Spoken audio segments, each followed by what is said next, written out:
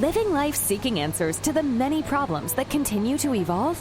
Whether it's about business, money, relationships, family, or anything, let's talk.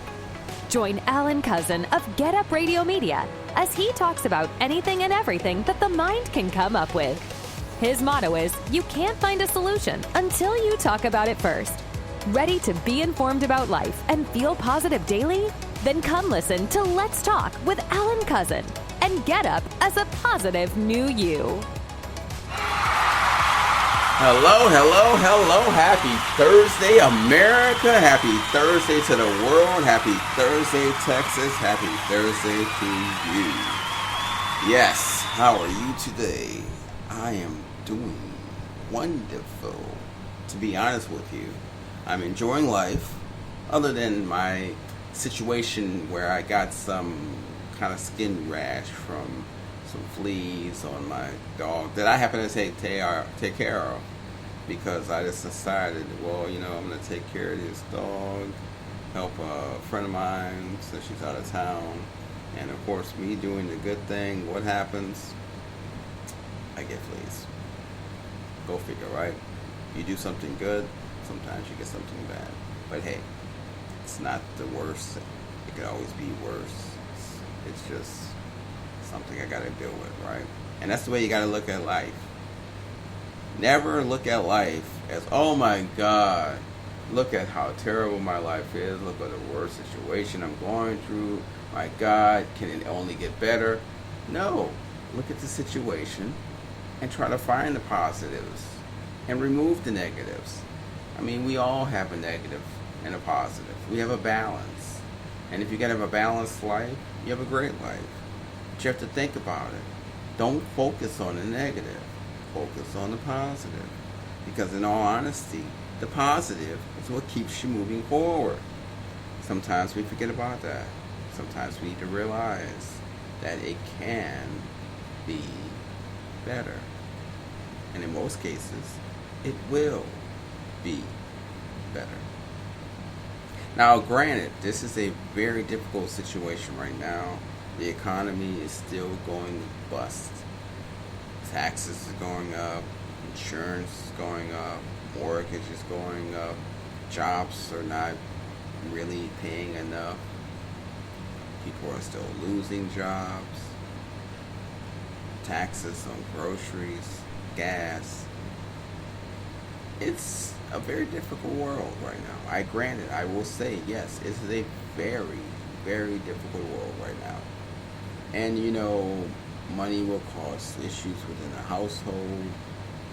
People tend to argue when they can't pay their bills, or they can't supply things for their family, for school supplies, for just food in general, health care, prescriptions,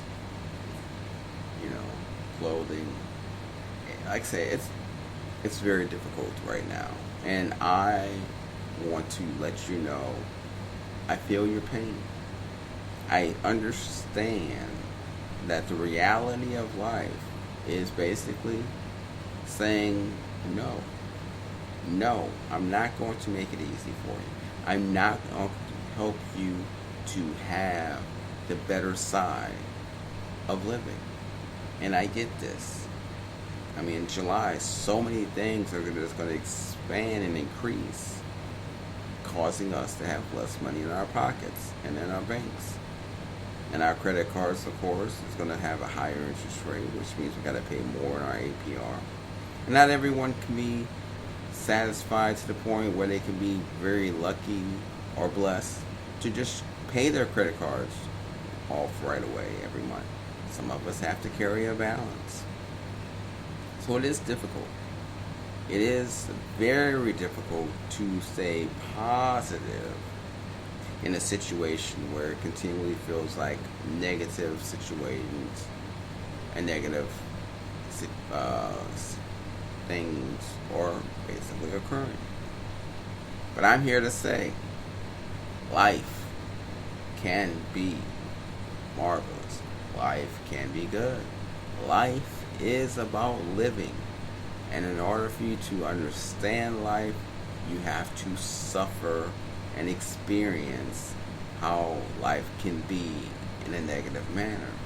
Because the day you realize and lose everything is the day you truly understand what it is to gain anything. To know that I earned what I have. I didn't just have it given to me. No, I worked, I saved, and I bought, and I managed. And this is a reward that I was able to receive because of my patience, my ability to save, my ability to manage money properly, my ability to work hard to earn what I needed so that I can save until I got what I want. That is what everyone needs to go through, to be able to know that you have to lose it all so that you can truly appreciate when you have it. It's like the 300 movie. I love how they just take their child, throw him out, and he has to scavenge for himself and then come back to show proof that he scavenged. But it makes him become a man. And I feel like if we could do something similar to that, where we stop just giving our kids everything they want, that we make them earn some of those situations of making sure they know that money is not that easy to receive, or that sometimes you may have everything, but one day you can lose it and have nothing. We need to teach our children, though we want to make them happy, we want to please them, we want them to enjoy a joyous life, we still have to find a way to get the responsibility in their mindset that they need to understand how to earn money, how to make money, how to save money, and how to get what is important and prioritize what's needed versus what's wanted. And we're not doing that, ladies and gentlemen. We are not. We're feeling like we have to give them what they want and please them and make them happy, and not realizing that when they get on their own, they're not going to survive. They're not going to make it. Because we didn't do our part to teach them about responsibility and about earning things and working hard for it. And we need to do that. Why is it so hard for us to do that? Well, we know it's needed and should be done. But yet we no, we'll just buy that for them. No, we'll just give them allowance. No, we won't make them work hard for it. And then when they get out on their own, go to college, then we'll do it. Well, I think that's a little too late, because now they've had 17 years of being spoiled, of being offered and given almost everything they wanted. And now you want to start taking it away slowly after 17 years of training their mindset and their brain that it's okay to just ask and you'll receive. I don't think that's the most intellectual way of doing this. I think we need to really think about balancing life, where you give them some and then at times you don't. At times you allow them to make life easy, and at times you have to make their life a little difficult. Because you have to realize that they're our future. And if they can't manage and budget and have full responsibility over their lives, then depending on the position that they get into or they're hired into, what if they don't have the responsibility to manage that properly, which then affects others that are their customers, recipients, and so forth. We need to change America on how we're treating our children. We need to understand that sometimes it's good to say no. Sometimes it's good to make them wait. Sometimes it's better to make them work for it. You ever notice the Asians? You ever notice people from India? You ever notice a lot of black families? They do that. And it hurts, yes. But in the long run, it improves the mindset of the individual so that when they're on their own, they know how to handle life, and they understand that sometimes they'll get what they want, but sometimes they won't. This needs to be explained, it needs to be taught, it needs to be put in the process of the childhood years of you having your child. And I know you think, well, I'm sure many of us are doing it, but ask yourself, are you doing it? If you're not doing it, then guess what? Others probably aren't as well. It's like another thing that really upsets me. People get a job, and very few of them install a 401k to put money into. Oh, I'll get to it later. Oh, I don't really have enough money to afford it right now, so I'll just do it when I can. But how do you know when that opportunity is going to be profitable that you can do it? Because you might forget about the situation, and you might not create the 401k or IRA or Roth account. And guess what? Then you're 65, 70 years old, and you're like, wait a minute, I never did it. Oh my. So what am I going to live on? My retirement and Social Security, which will help, but may not be everything I need to be able to have a livable standard of life. That's why I feel like once you get a job, open up a 401k or IRA or a Roth somewhere. As little as $5. Just start with $5. Everybody should be able to afford $5. Just saying. Even with the lowest amount of money you're making, I feel like $5 could be sacrificed to be placed in the 401k. And that way, you don't forget about it. You're earning something. And then when you get more, you'll remember, oh, I have a 401k. Let me add more to it. See, the simple rule is you should always add about a minimum of 10 to 20% of what you make into investments. 30% if possible, but at least 10 to 20. And normally every 7 years, the money that you put in will double.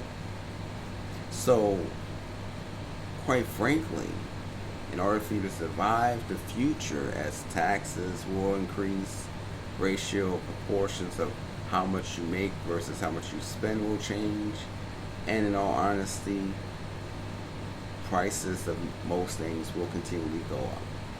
So you need to know that $500,000 to $1 million today will not buy you the same thing 5 or 10 years from now. And that's why you need as much money saved and earned, so that yes, you might get a retirement from your job. Yes, you might get Social Security from your job, but nothing hurts if you have that little added extra of a 401k, IRA, or Roth account. That way you have not one, not two, but 3 or 4 baskets to get a little money from. And as Grandma used to say, always have money saved for a rainy day. Well, guess what? That's exactly what you're doing when you save in a 401k, Roth, or IRA. And we need to teach our kids about these things.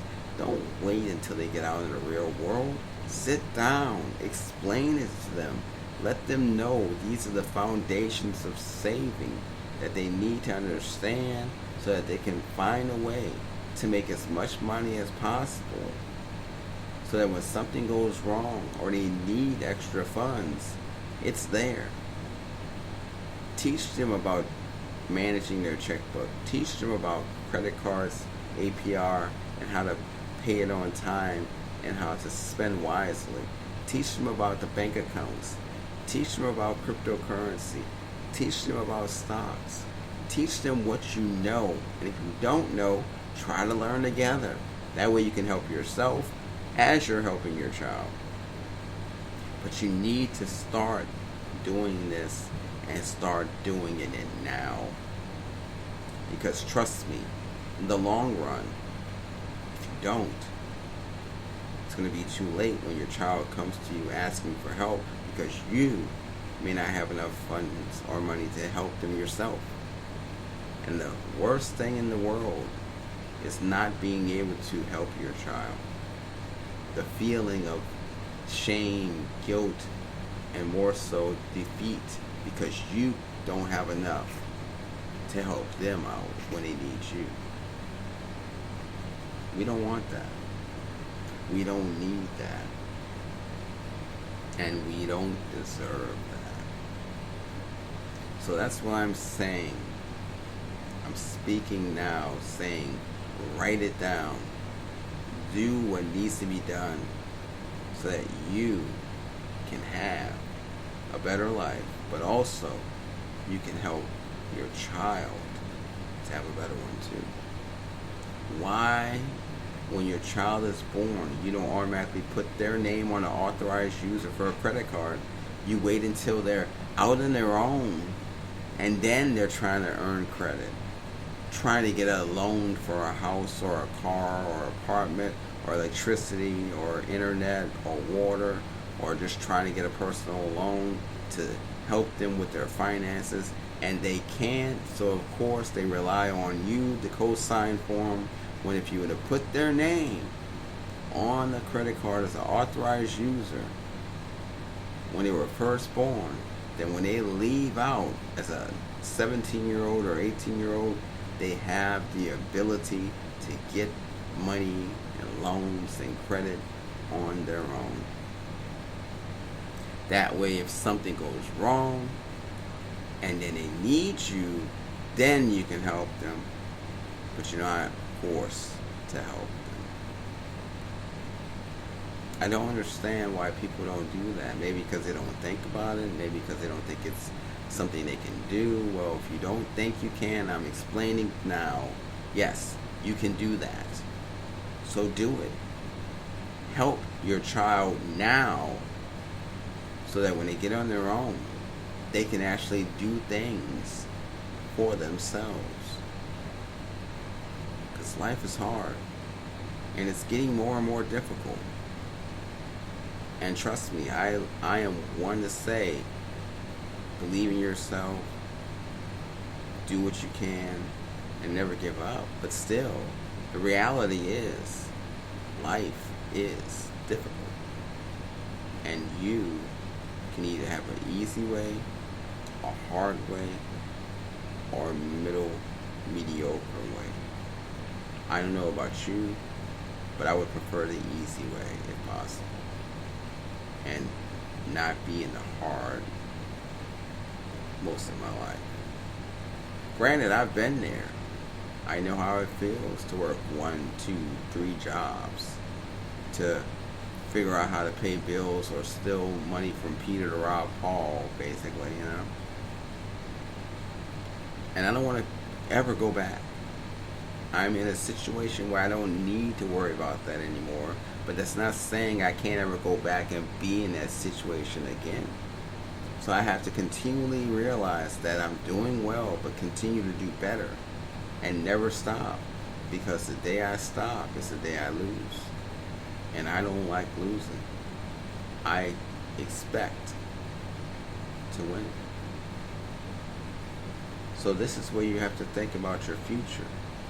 And not only think about your future, but the future of your husband, your spouse, your loved ones, and your kids. Help them when they need it the most, so that they don't need to ask for help from you when you have less. I'm just saying, 'cause it's something to think about. Recession is kicking in. Inflation is happening. Taxes are going up. Money is not as much as it's worth. This is the time to think things through. This is the time to pay attention. This is the time to sacrifice.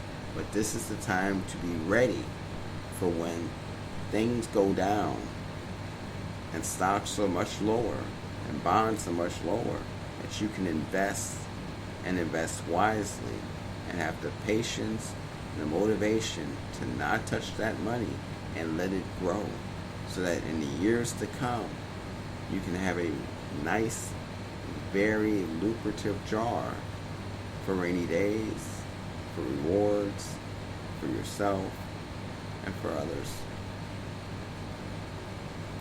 But you have to start now. Not tomorrow, not next week, not next month, not next year. Right now. You understand? Are you listening? Are you really, really listening? And I hope you are. Because trust me, there's not enough people out there that are doing what I just spoke about. And it's only going to affect not only them, but others around them indirectly. Because for every action, there's an equal and opposite reaction. And trust me, for those actions of not taking care of yourself and taking care of others, they're not only going to affect you, but they're going to affect others around you because of that. And do you want to have others have negative effects because of you, what you've done? Do you want to have negative effects because of what you've done? No. Who would? So this is me speaking. This is me telling you, you are amazing as it is. You have a great mindset. You have intelligence. You have a brain that you can utilize. Do it. Utilize it. Learn. Go on YouTube. Go read books. Figure out how to manage your money. Figure out how to invest your money. Figure out how to save your money.